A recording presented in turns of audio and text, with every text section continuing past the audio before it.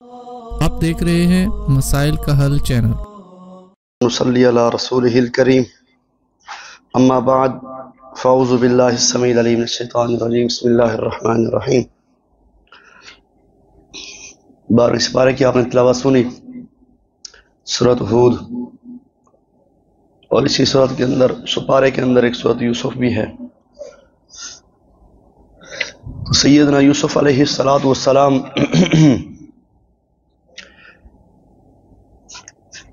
خواب دیکھتے ہیں، انی رأیت احد عشر کوکبا والشمس والقمر رأیتهم لی ساجدین۔ والد محترم کو بتاتے ہیں کہ ابا جان، میں نے خواب دیکھا کہ 11 ستارے، سورج اور چاند مجھے سجدہ کر رہے ہیں۔ والد محترم بتاتے ہیں، قال یا بنی لا تقصص رؤیاک علی اخوتک فیکیدوا لک کیدا۔ اے میرے بیٹے، یہ خواب اپنے بھائیوں سے بیان نہ کرنا، کیونکہ شیطان جو ہے فیکیدوا لک کیدا، وہ تیرے بھائی کوئی نہ کوئی چال چلیں گے اور انہیں چال چلنے پر مجبور کرے گا۔ ان الشیطان للانسان عدو مبین، جو انسان کا کھلم کھلا دشمن ہے شیطان، وہ انہیں چال چلنے پر مجبور کر دے گا۔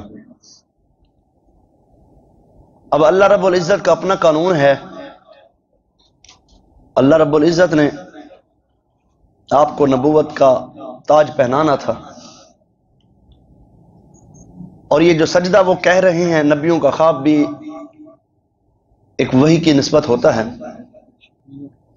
ان کا جو خواب تھا یہ سجدہ تعظیمی، کچھ مفسرین کہتے ہیں اس کا معنی جھکنا تھا، اور کچھ مفسرین کہتے ہیں کہ پہلی امتوں میں یہ سجدہ جائز تھا، پہلی امتوں میں یہ سجدہ جائز تھا۔ کچھ مفسرین کہتے ہیں سجدے کا معنی صرف جھکنا تھا، کہ وہ میرے سامنے جھک رہے ہیں۔ ان کے بھائی تھے، 11 ستارے سے مراد ان کے بھائی تھے، اور ایک ان کے والد اور ایک ان کی والدہ۔ تو ان میں سے ایک بھائی جو تھے، ان کے سگے بھائی تھے سیدنا یوسف علیہ السلام کے، ان کا نام کیا تھا؟ جی بنیامین، جزاک اللہ خیر۔ تو ایک بھائی کا نام بنیامین تھا۔ بھائیوں نے بڑی چالیں چلیں، ایسی چالیں۔ اب یوسف علیہ السلام اپنے والد محترم کو پیارے بھی بہت تھے، ایک تو وہ فرما بردار تھے، نیک سیرت تھے اور نیک صورت بھی تھے۔ کیا اللہ نے پیارے حسن سیدنا یوسف کو جو حسن دیا تھا، اس کی کیا ہی بات ہے۔ اتنا حسن تھا جو رب العالمین نے آپ کو عطا کیا۔ تو والد محترم اسی بات سے ڈرتے تھے کہ کہیں ایسا نہ ہو بھائی یہ بات سن لیں تو اور وہ مخالفت میں آ کر کہیں نقصان نہ کر دیں۔ ہوا ہی ایسے تھا۔ باپ کو نہ اولاد کے بارے میں علم ہوتا ہے، یہ بچہ کیا کرے گا، یہ کیا کرے گا، یہ پڑھے گا یہ نہیں پڑھے گا، اسے پہلے پتہ چل جاتا ہے اس کی کیفیت، اس کی کیٹیگریاں بچے کی۔ والد کو، کیونکہ اس کی پیدائش اس کے سامنے ہوئی ہے، وہ اس کے نطفے کی پیداوار ہے۔ جتنا بھی بچہ بڑا ہو جائے والد سے بڑھ نہیں سکتا، ساری زندگی والد کا احسان چکائے، ان کا مقابلہ ہی نہیں کر سکتا، کچھ بھی نہیں ہے۔ والد کو پتا تھا کہ اگر یوسف نے اپنے بھائیوں کو بتا دیا تو اس کے بھائیوں نے مخالفت کر کے کوئی نہ کوئی ایسا کارنامہ کرنا ہے جس سے اس کو تکلیف پہنچانی ہے۔ ہوا ایسے ہی تھا۔ اور وہ کہتے ہیں ابا جی آپ بھی کیسے باتیں کرتے ہیں، آپ اس سے زیادہ محبت کرتے ہیں، وہ ہمارا بھائی ہے، ہم اس سے محبت کرتے ہیں، لہٰذا ایسا کریں اس کو نا ہمارے ساتھ کہیں بھیج ہی دیں۔ اب وہ چالیں چل رہے تھے، کوئی کہتے ہیں کیا کر دیں، کوئی کہتا ہے کیا کر دیں۔ تو جو جھوٹ ہوتا ہے نا، جتنا بھی آپ اس کو سچا کر کے دکھائیں، جھوٹ ہی ہوتا ہے۔ وہ انسان پکڑا جاتا ہے، کہیں نہ کہیں ایسی اس کی بات نکل آتی ہے جس سے وہ پکڑا جاتا ہے۔ اب بھائیوں نے کیا کیا، میں بالاختصار کے ساتھ، کیونکہ یہ واقعہ بہت بڑا لمبا ہے، اس قسم پر تو کافی ٹائم چاہیے، بالاختصار ایک روین کرنے کے لیے تاکہ تھوڑا سا علم ہو جائے۔ تو یوسف علیہ السلام بڑے ایک معزز اللہ کے پیغمبر، اس وقت بھائی لے گیا ان کو ایک جنگل کی طرف، تو واپسی آئے ان کو ایک کنویں میں پھینک دیا۔ یہ کرنے والے کون تھے؟ بھائی تھے۔ شاعر کہتا ہے کہ اگر ہوتی نا خون کے رشتوں میں وفا، شاعر نے کہا ہے اگر ہوتی خون کے رشتوں میں وفا، یوسف نہ بکتا مصر کے بازاروں میں۔ اس کو بیچنے والے اس کے اپنے ہی تھے، اپنوں کو پتا تھا یہ کتنا قیمتی ہے، لیکن جب اس کی اصل قیمت لگی تھی پھر پتا چلا تھا یہ کتنا قیمتی ہے۔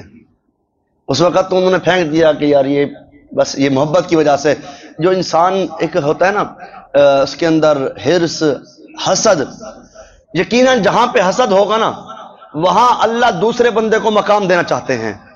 ادھر بھائی حسد کر رہے ہیں، ادھر ان کو یہ پتہ نہیں ہے کہ یہ جہاں جس جگہ پر حسد کیا جا رہا ہے اسی جگہ کا اللہ اس کو گورنر بنا دے گا، ان کو علم نہیں تھا۔ اب اللہ رب العزت نے اتنی عزت سے نوازا، اب بھائی لے کر گئے وہاں، ان کو کنویں میں پھینک دیا، اور شام کو روتے ہوئے آ رہے ہیں، قمیض بھی لے کر آ رہے ہیں۔ اللہ اکبر، روتے کہ ابا جی او ہو ہم تو بڑے ہم خسارے میں چلے گئے، ہمارے بھائی کو تو بھیڑیا نے کھا لیا، قمیض پر نشان بھی ہیں خون کے۔ نے کہ بھیڑا بھی بڑا سمجھدار تھا، قمیض کو اس نے کچھ بھی نہیں کہا، ڈائریکٹ وہ بندے کو پڑ گیا تھا۔ ایک چالیں جو چلنی تھی نا، اللہ نے ایک جو جھوٹ انہوں نے باندھا تھا، اب وہ تھے تو جھوٹے، ایک دوسرے کو کہنے کہ سچ کوئی نہیں بتائے گا، سارے جھوٹ بولیں گے۔ والد محترم جو ہے، ایک اللہ نے اتنی محبت جو دل میں رکھی ہے والد کے، تو جو والد کی محبت ہے آپ اس کا اندازہ سیدنا یوسف علیہ السلام کی محبت میں ان کے والد سیدنا یعقوب علیہ السلام کو دیکھ لیں کہ والد کی محبت کس قدر۔ اب وہ سارے کہہ رہے ہیں کہ وہ مر گیا ہے، اس کو شیر کھا گیا، اس کو یہ ہو گیا، باپ کہتے ہیں نہیں نہیں بیٹا میرا نہیں مرا ابھی تک، وہ حیات ہے، وہ زندہ ہے۔ رو رو کر ان کی آنکھوں کی بینائی چلی گئی، لیکن کہتے ہیں میرا بچہ کیا ہے؟ زندہ ہے۔ اب بیٹے عجیب عجیب وہ انہوں نے دلاسے دیے کہ وہ مر چکا ہے، وہ یہ ہو چکا ہے۔ اب ایک وہاں پر قافلہ آیا، قافلے نے ان کے ہاں ایک سسٹم ہوتا تھا، بھی ایک بندہ جاتا تھا وہ پانی لے کر آتا تھا کنویں سے، تو قافلہ آیا، انہوں نے اپنے ایک شخص کو بھیجا، وہاں سے وہ پانی لے کر آیا۔ پانی لینے جب گیا تو اس نے ڈول اندر ڈالا تو باہر نکالا تو قال یا بشرا ھذا غلام، خوش ہو جائیں جی، خوشخبری ہے، ہمیں تو ایک غلام ملا ہے۔ پھر جب دیکھا غلام کو، کہا یہ تو غلام تو نہیں ہے، یہ تو بڑی ایک عظیم شخصیت لگتا ہے، یہ تو کوئی بڑے گھرانے کا لگتا ہے۔ لیکن خیر وہ قافلے والے تھے، انہوں نے کہا چلو ہم اس کو بیچ دیں گے، بیچنے کے بعد ہمیں پیسے مل جائیں گے، ہمیں یہ ہمارا سفر آسان ہو جائے گا۔ وہ قافلے والے ایسے ہوتے تھے مسافر، وہ غلام بچے ڈھونڈا کرتے تھے، اس ٹائم بچے بکتے تھے جس انداز سے۔ تو سیدنا یوسف علیہ السلام کو بیچنے لگے، قیمت لگی، بولیاں لگی، تو خریدار بڑے بڑے آئے تھے سیدنا یوسف کو۔ مفسرین لکھتے ہیں کہ عورت بھی آئی تھی خریدنے کے لیے، مفسر لکھتے ہیں کہ عورت آئی تھی خریدنے کے لیے، اور اس نے ہاتھ میں کوئی ایک تھوڑی سی مٹی لی ہوئی تھی، کہنے والے یہ کہتے ہیں کہ اس نے مٹی لی ہوئی تھی۔ تو کسی نے پوچھا بھی کہاں جا رہی ہو؟ کہتا ہے میں مصر کے بازار جا رہی ہوں، سنا ہے وہاں ایک بچہ آیا ہے بڑا ہی خوبصورت ہے، اس کو خریدنے کے لیے جا رہی ہوں۔ کہا کیسے خرید؟ کہا میرے پاس مٹی ہے، یہ تھوڑا بہت سامان ہے، میں اس کے ساتھ کو خرید لوں گی۔ کہنے والے نے کہا بھئی وہ تو ہیرے جواہرات سے اس کو تولا جا رہا ہے، وہ تو اس کو بڑے بڑے لوگ خریدنے کے لیے آ رہے ہیں۔ انہوں نے کہا میرا مقصد خریدنا نہیں ہے، میرا مقصد خریدار میں اپنا نام شامل کروانا ہے۔ چلو جب بات چلے گی نا کہ یوسف مصر کے بازار میں بک رہے تھے تو ہمارا نام بھی آئے گا کہ خریدار میں فلاں عورت بھی آئی تھی خریدنے کے لیے، اس کو خریدنے کی ایک تمنا تھی، لیکن انہیں یہ پتہ نہیں تھا جس کو خریدا جا رہا ہے، اور پھر جس بادشاہ نے خریدا وہ کہتا ہے یار یہ لگتا ہے اس کو زمانے کی ٹھوکریں لگی ہوئی ہیں، لیکن یہ بچہ بڑے کسی خاندانی شخص کا ہے، بڑے عظیم خاندان کا بچہ ہے۔ خیر عزیز مصر نے اس کو خریدا، پھر وہ اس کو گھر میں رکھا، تو اللہ رب العزت نے پھر عزت کے تاج ایسے پہنائے، ایسی عزت سے میرے رب نے اپنے پیغمبر کو نوازا۔ سیدنا یوسف علیہ السلام نبی بنے۔ سوال ہوا اللہ کے نبی صلی اللہ علیہ وسلم سب سے مکرم اور عزت والا کون ہے؟ اللہ کے نبی سے سوال ہوا۔ نبی علیہ السلام، صحیح بخاری کی روایت، نبی علیہ السلام فرماتے ہیں جو سب سے زیادہ متقی ہے، تو انہوں نے کہا کیا ہم یہ نہیں پوچھ سکتے؟ پھر آپ نے فرمایا سب سے زیادہ مکرم اور عزت والے ہمارے ہاں سیدنا یوسف علیہ السلام ہیں۔ صحابہ کہتے ہیں اللہ کے نبی وہ کیسے؟ آقا علیہ السلام فرماتے ہیں اللہ کے بندے، وہ اللہ کے نبی بھی تھے، اللہ کے نبی کے بیٹے بھی تھے، اور اللہ کے نبی کے پوتے بھی تھے، اور اللہ کے نبی کے پڑپوتے بھی تھے۔ وہ واحد نبی ہیں جن کی 4 نسلیں مسلسل نبیوں سے چلی آ رہی ہیں۔ سیدنا یوسف علیہ السلام کے والد کا نام کیا تھا؟ یعقوب علیہ السلام۔ یعقوب علیہ السلام کے والد کا نام کیا تھا؟ سیدنا اسحاق علیہ السلام۔ اسحاق علیہ السلام کے والد کا نام کیا تھا؟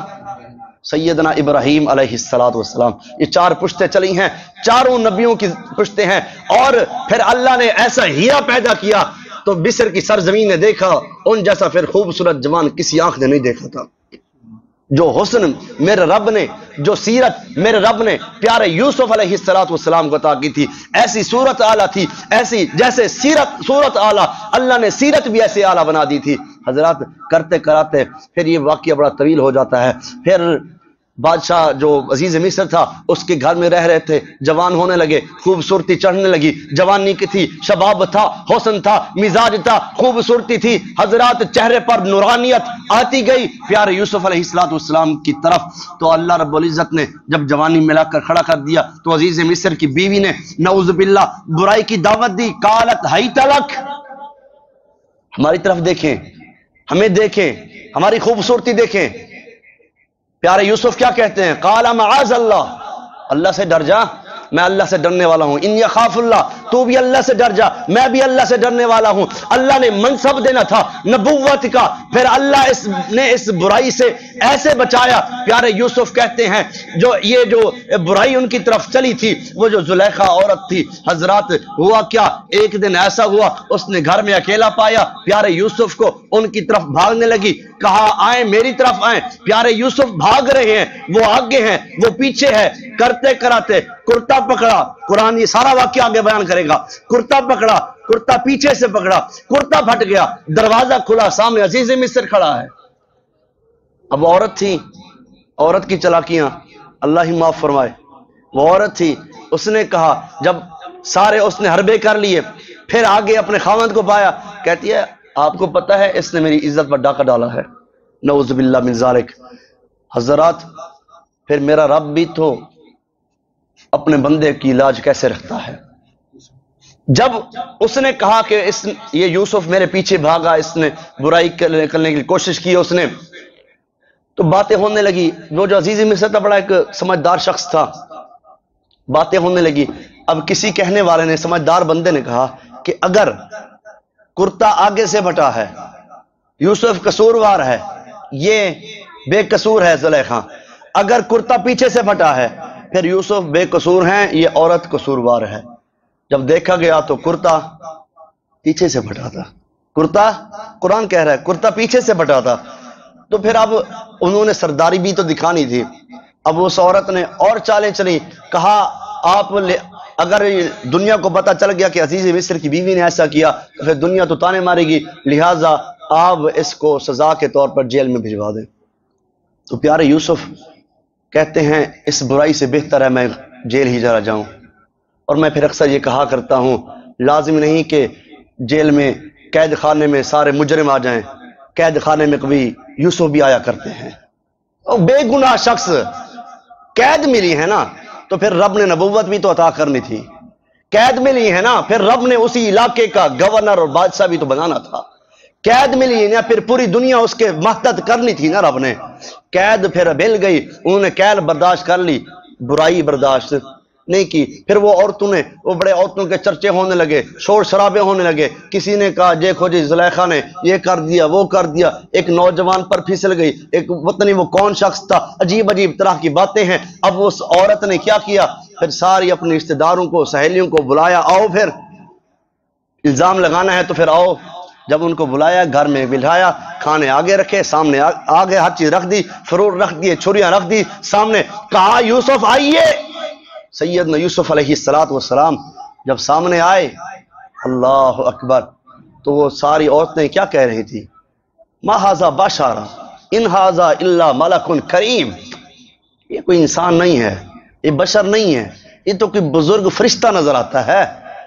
وہ کہتے ہیں پھر تو سچی تھی، تو یہ اتنا خوبصورت ہے، اتنا خوبصورت ہے، واقعی تو اپنے دعوے میں سچی تھی، لیکن رب میرا جس کو بچانے پہ آ جائے اور پوری دنیا اس کی مخالفت کر لے، اس کے اپنے گھر والے مخالفت کر لیں، لیکن میرے رب نے جس کو عزت دینی ہے، جس کے سر پر عزت کا تاج رکھنا ہے، اللہ اسے دنیا میں بھی عزت عطا فرماتا ہے، اللہ قیامت والے دن بھی عزت عطا فرماتا ہے۔ پھر رب نبوت کا تاج بھی سر پہ پہنانا تھا۔ حضرات ذی وقار سیدنا یوسف علیہ السلام کو بادشاہی ملی، گورنری ملی، والد محترم کی آنکھ کی بینائی چلی گئی تھی، لیکن پھر بھی کہتے تھے میرا بیٹا زندہ ہے، حیات ہے۔ ان کی اپنی دل کی آواز آتی تھی کہ میرا بیٹا زندہ ہے۔ رب جب عزت دینے پہ آتا ہے تو پھر احترام کے ساتھ شیطان نے بڑی کوشش کی کہ آپ کو ورگلانے کی، لیکن کہا اس برائی سے بہتر ہے یوسف جیل میں چلا جائے۔ اور قیامت تک آنے والا ہر شخص یہی کہتا ہے کہ سیدنا یوسف علیہ السلام نے برائی چھوڑ کر جیل برداشت کر لی، قید برداشت کر لی، لیکن برائی کے قریب نہیں گئے۔ اللہ نے پھر عزت عطا کی۔ اللہ سے دعا ہے اللہ رب العزت ہمیں نبیوں کے راستے پر چلنے کی توفیق عطا فرمائے۔ اللہ رب العزت ہمیں قرآن سن کر اور سمجھ کر اس پر عمل کرنے کی توفیق عطا فرمائے۔ اللہ قرآن کا فہم عطا فرما دے۔ اللہ قرآن کو ہمارے دلوں پر ایسے اتار دے کہ ہم اس پر عمل کرنے والے بن جائیں۔ حضرات قرآن سن لینا پھر اس پر عمل کرنا ہے، یقیناً اس وقت اس فتنے کے دور میں بہت بڑی ایک نیکی ہے۔ اللہ عمل کی توفیق عطا فرمائے۔ اللہ جو بیمار ہیں سب کو شفا عطا فرمائے، جو مصیبت میں ہیں اللہ سب کی مصیبتوں کو دور فرمائے۔ وآخر دعوانا الحمدللہ رب العالمین۔